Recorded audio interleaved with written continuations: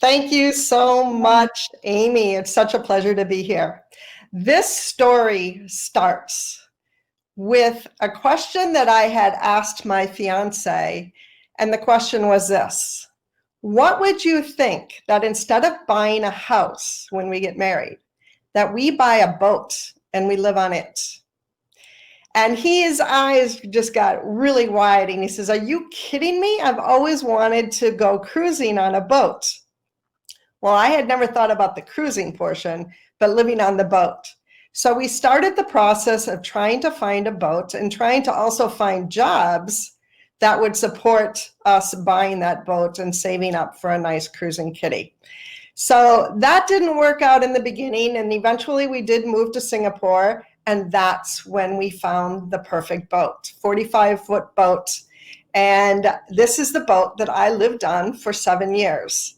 And it actually was had bigger and more living space than the apartment that we actually had lived on before moving on to this boat. So for 4 years, we lived and worked on this boat and saved up enough money to really get a nice kitty going so that we didn't have to work, because we knew we were going to go sailing. So we made our way up the Malaysian coast. We quit our jobs, made up our way up the coast of Malaysia on our way to Phuket, Thailand. And we sailed by day, anchored at night in various different locations. And as I found out, more and more I learned, the more and more I focused on everything that could go wrong. And as you can imagine, the fear started building, and to the point where every morning when we got up to lift the anchor to go to our next location, I was actually getting physically ill, getting the dry heaves, and it was not a pleasant experience. But I was able to push through that with my husband's help and support. And once we got to Phuket, Thailand, I wondered, okay, our next stop is Sri Lanka. How am I going to push through that fear of going blue ocean sailing? That's where you have nothing in sight. There's no one to help you. What if something goes wrong? There's just nothing. It's just you, the boat, and my husband. So that was the fear. Well, thankfully, our first trip to Sri Lanka was beautiful. Weather was great. We'd had a few instances, but we were able to handle it. We had dolphins on our bow most of the time. It was such a beautiful sail, to the point where we both realized that we loved blue ocean sailing better than coastal sailing, because in actual fact, if something did go wrong, you had a lot of room to maneuver. You didn't have to worry about land. You didn't have to worry about sandbanks. You didn't have to worry about other boats. So in actual fact, it's actually safer. So thankfully, I was able to push through that fear. We stayed about 1 month in Sri Lanka. And then the second blue ocean cruise was to Chagos in the middle of the Indian Ocean. And we traveled with another boat. This is a boat that we had shared anchorage with in Sri Lanka. And we had happy hour every night as we were traveling together towards our destination. This time, though, we had happy hour via the ham radio, not via Zoom like you can do today. But it's the same thing. We just enjoyed the journey. So we got to the next location. This is what I call the payoff, right? This beautiful location, the highest thing for hundreds and hundreds of yards around are coconut trees and the masts of the other 25-foot sailboats that were in the same lagoon that we were in. It was amazing. We spent our days walking the beach, having beach barbecues, having happy hours with other boats. We would read, we would watch movies under the night sky. We'd go scuba diving, most often with sharks. We'd go lobster hunting. It was amazing. And we also filled our days with boat maintenance, because if you've ever been a boat owner, you know that maintenance is a never-ending thing. So we were there for 2 months, and we were waiting for the trade winds to shift, because we wanted the winds from our back so that it would push us towards Africa. When it became time to leave, we left with another boat, and they had done this trip at least 2 times before this one. And they had told us, this trip is a breeze. All you have to do is put your sails up and away you go. Enjoy the time. We had arranged happy hour with them too, but we never got to enjoy happy hour. We found out, even though that we had checked the weather before we left, that once we got out of the safe, calm atoll that we had spent 2 months in, they were huge swells coming in from Australia, because that was the nearest land with that wind in that direction. And they were becoming bigger and bigger and bigger. But we carried on. My husband actually got seasick for the very first time in his life, which depressed him. But then the second night out, we got hit by a massive storm. 50-foot seas, 60-knot winds. We had to incur waves crashing over the bow, waves crashing over the side, waves crashing over the end of the stern. It was so uncomfortable, to the point where the autopilot could not manage the waves and the wind. So we had to manually steer. That's exhausting. You really could only manually steer for 2 hours max. And you had to give the other person time to go below and get some sleep, because once you got off that helm, you were so anxious and so energized, nervous energy, that it took a while for it to calm down in order to get to sleep. So really, you only got 1 hour of sleep. But every time you were on the wheel, you had to slalom up the hill or up the wave and then slalom back down, because if you go up and down in a straight line, you're actually going to likely tip the boat over. Didn't want that. So to this day, I remember this whole image so very well. This was like I was in my third 2-hour shift. The sun was starting to rise, so it was getting light out. And I made the mistake of looking over my shoulder, and that's what I saw. A wave that was way higher than me, way higher than our mast, and my immediate thought was, oh my God, we're gonna die. And then a voice popped into my ear, and it wasn't God speaking to me, it was my mother. Now, how many times do you want your mother talking to you in your ear? Not very often. But in this case, it was so beneficial, because as a child, she taught me to think, don't panic.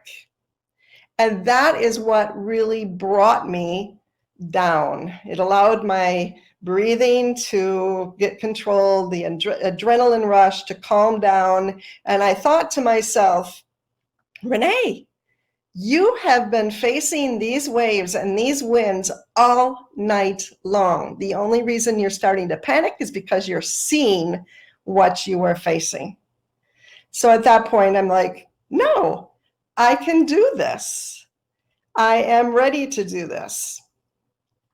So when we were having all of those waves crash over the bow, the stern, the side, everything, we faced that for 3 days. So we really got used to being rolled around and having to eat out of cans sometimes because we couldn't start the stove. We managed to perfect imbalance. We managed to be comfortable with being uncomfortable. We adapted our sleep patterns, we adapted our eating schedules, and whatever was required, we did it. We anticipated the waves, and we just got used to being uncomfortable. Thankfully, as we made our way further west towards Madagascar, we were able to get into the lee and everything started to calm down.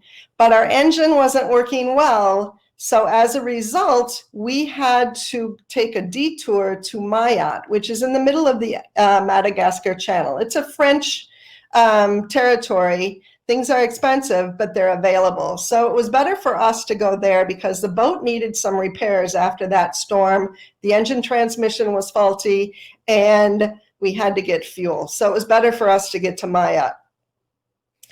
So we got so comfortable with being uncomfortable. But I thought to myself, this whole journey is really like a roller coaster.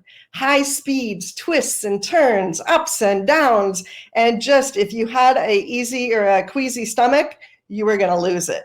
But thankfully, we got used to it.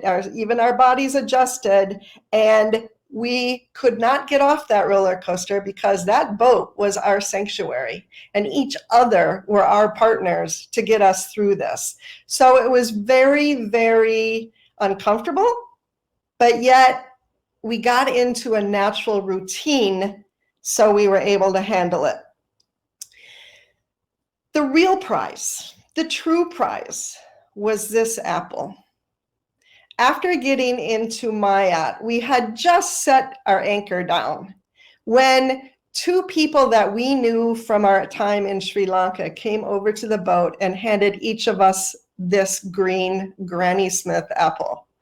And I can tell you, after not having fresh fruit and vegetables for 2-3 months and having just gone through that massive storm and having the repercussions of all of that twists and turns and roller coasting, that apple was just a manna from heaven.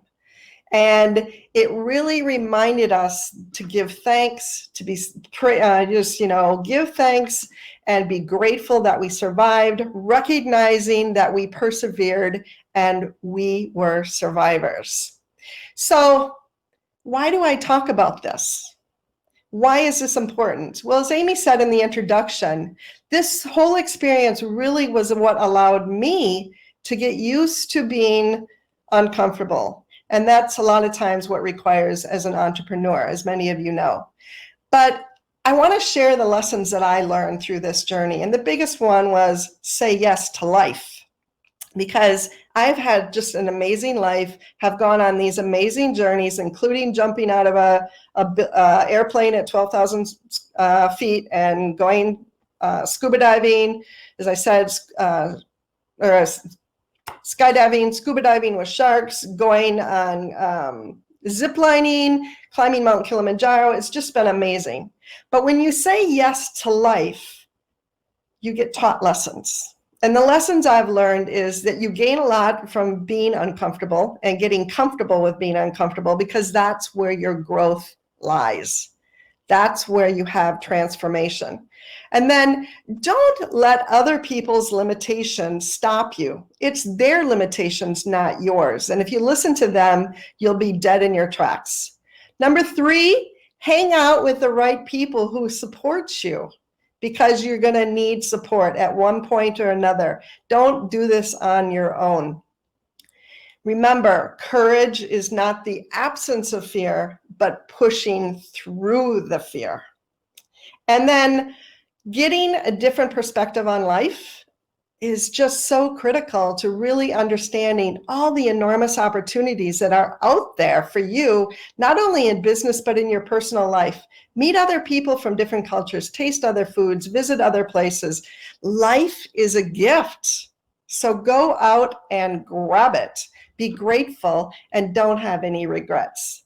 When learning new skills, try to go with an expert, or at least somebody who's been there before you, because they can really help you manage those waves. And finally, focus on what you want, not on what you don't want, because you will get what you focus on. Choices are not binary. It's not just a yes or a no. There are so many different options out there, so many shades of gray. So when you're thinking about making a decision, don't think about, is it just yes or no? Think about why, when, how, and with who.